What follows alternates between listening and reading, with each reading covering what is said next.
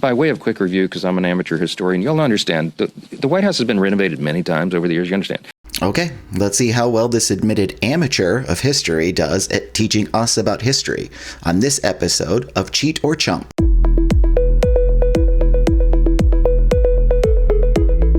I mean, it was built between 1792 and 1800, right? The British burned it down practically in 1814. And okay, so right away, for an amateur historian, he sure does have his numbers down very correctly, but I'm not really sure why he would want to compare what Trump is doing to the British burning down the White House. Like, immediately his argument is starting very poorly. And they rebuilt it in the early 1820s, and ever since, like, we've had many presidents renovate and add things to the White House. Teddy Roosevelt built the whole West Wing. Okay, so now he's starting to sound like an amateur, although I suspect he's just lying. I think he knows the truth. The president doesn't own the White House. I think we all know that. So the president can't do these things. It's not his property. So the president's just not allowed to do that.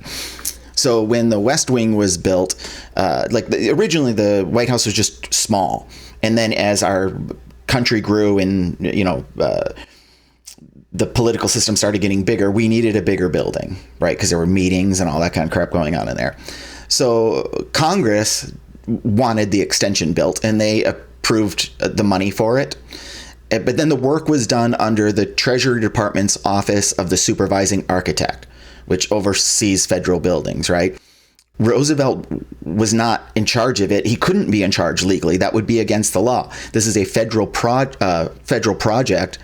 Again, he doesn't own the building, so he can't have anything to do with it. So the people that oversee it are like the National Park Service, the White House Historical Association, the Committee for the Preservation of the White House. These are, the White House is considered a national monument or whatever, and it's owned by the American people. So a president just can't come in and tear things down any more than he could just decide to tear down the Lincoln Memorial. It does not belong to him. He can't just decide to do these things. These things have to be approved by the people. FDR made additions. I mean, Truman ripped everything up to put a bowling alley in. FDR had added the swimming pool, I think. Barack Obama added a basketball court. President Holy cow. Let's just start with the Truman bowling alley thing. Truman wasn't even a bowler. The staff was into bowling, and on his birthday, the staff all raised money to have the bowling alley built in the White House. And Truman was like, cool, I mean, you guys live here too. You should be able to do fun stuff when you're not working. But this was built in the basement. They didn't tear a building down to put it in. They built this literally in the basement, and it was a 1-lane alley, right? And Congress didn't have to authorize it because it wasn't used with taxpayer money. But it still had to go through the National Parks Service and get all of the other okays from the groups that run and take care of the White House. He couldn't just make that decision. I mean, that's the difference that we're trying to make today, is that you have to, it doesn't belong to you. So you have to go through the proper channels to do this stuff.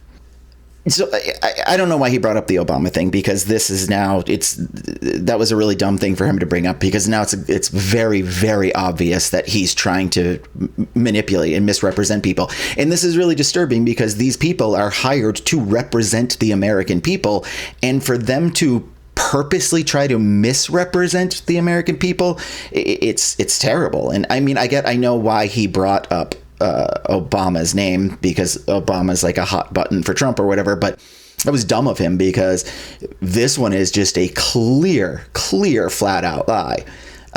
So there's a tennis court that was put there by Reagan, right? And then over the years, people have brought in, those removable basketball hoops. George W. Bush and George H.W. Bush, their staff had hoops put in. Actually, George H.W. Bush had a small half court actually installed near the tennis courts, right? But a lot of times they would just bring, a removable hoop into the tennis court. So when Obama came in, so when a new president comes in, you get money Congress gives you money for renovation. So you can like paint the walls, put carpets in. We're talking, every 4-8 years or something, they just repaint the walls just like you would in an apartment, right? So they can spend like up to like $1 million or something like that.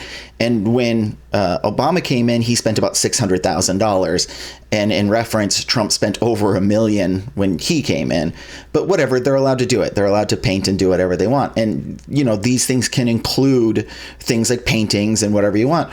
So Obama had, with this money that was his to spend any way he wanted to, and he only spent about half of what he was allowed to spend. One of the things that he wanted was removable basketball hoop. And look, this is the actual photo of the actual basketball court he had installed. It's the tennis court. And he just had a basketball hoop put there that was intentionally removable so that the next president that came in, if they didn't want it and they wanted to play tennis, they could pull it out. Or if the one after that wanted the basketball hoop, they could put it back up again. And instead of like building a whole tennis or a whole basketball court, he just put in a removable basketball hoop. So Mike Johnson knows this. Like, he has to have seen that. He knows what that looks like. And then he went on TV and said Obama had a basketball court built. I mean, that is really, really deceptive. And that should really infuriate everybody. Again, these people are being paid to represent us, not misrepresent us. You look at the picture. Like, anybody can clearly see that he's flat out lying to the people at this point. And that's just, it's disgusting. President Trump's going to add the greatest improvement to the White House in the history of the building since it was originally constructed in 1800. The ballroom is going to be glorious. It's going to be used for everybody. And by the way, hey, Democrats, if you win the White House back, you get to use it too. This is for the American people. And it's disingenuous to say this is for the American people. It certainly is not for the American people. It doesn't have anything to do with the running of the government. Like when they built like the East Wing, it was to put offices in for, that kind of stuff.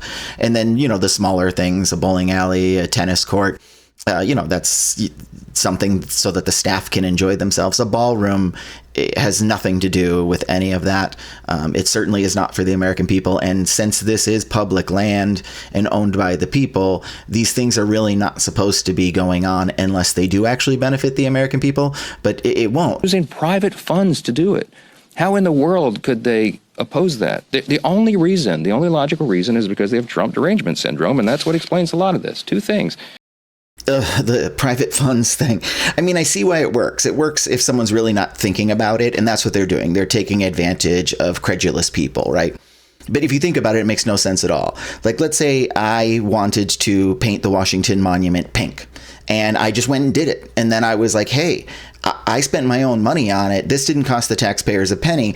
I couldn't do that. It does not belong to me. You can't just go and do whatever you want to national monuments just because you're an American citizen. I mean, yes, we all technically own it, but there are groups that control these types of things. So it doesn't matter if there's any government money being spent on it or not. It's not yours to do with what you please.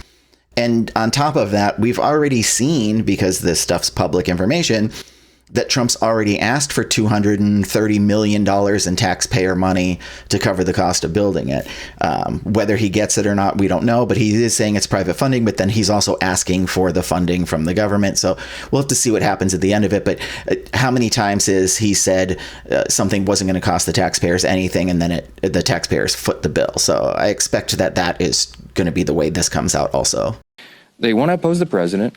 And Chuck Schumer and Hakeem Jeffries are scared that they're going to lose their jobs. We all know that. I've said it over and over. It is an objective fact, and you can see it themselves. I wish that you guys would chase them down and call them up and ask them what it is they're demanding. This madness in the counterproposal, what I told you about, is the offer still on the table? They can't even articulate what they want. You know why? Because this was never about a solution on healthcare or anything else. This was about a spectacle. It was about a political distraction, and it was so that they could show a fight to the Marxist left in the Democratic Party. That's classic redirection at the end right there, right? Like, forget about the White House. What about these people over here? I do find it telling that he brings up Marxism at the end. Marxism is definitely a left-leaning ideology, and he's attributing it to the Democrats and blah, blah, blah. And the idea, this whole argument is over who owns the White House, right? And The liberals are saying that the White House belongs to the American people, and that would align with Marxism in that ideology that the people would control, these national monuments. So he's basically telling people, like, if you believe that the White House belongs to the American people, then you're a Marxist. But I think most Americans believe that. I don't think a lot of Americans would like the Washington Monument to be sold to like some corporate entity that they could put their logo up on it or something. I think most Americans like the idea that these national treasures belong to the American people and they can't be owned by a person or a company. And I think this push that they're making that these things don't belong to the American people, they should belong to a person or a corporation, is something that I don't think most Americans are going to buy into, but I know it does work on a lot of people. If you just say Marxism, they're like, oh, I don't want to be a Marxist. Let's let somebody own the White House. I don't want anything to do with it because I don't want to be labeled a Marxist. But that's just weird. This one's going to be really easy. He's clearly a cheat in this case. From my perspective, he's definitely lying. His intent, it seems to me, was very clearly to misrepresent the people that he's supposed to be representing. I think that he's purposely trying to trick the people that he is supposed to be representing, and I find that really disgusting.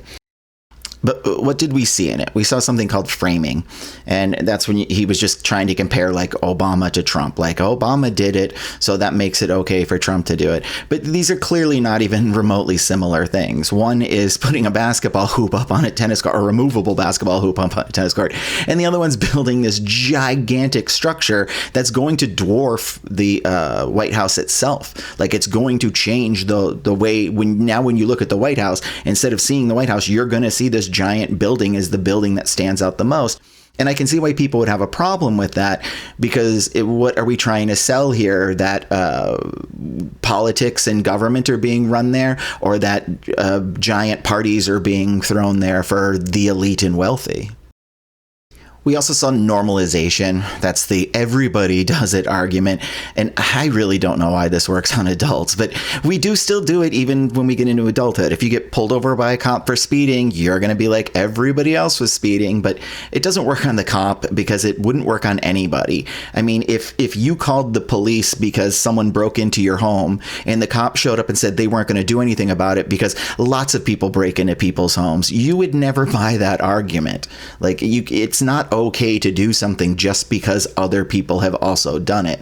It's a really childish argument, and it surprisingly still works on many adults. Next, we saw in-group queue, and this is something you do to raise up loyalty, like our team versus their team. And he brought up Obama in the basketball court. I suspect, to throw in a little subtle bit of racism in there.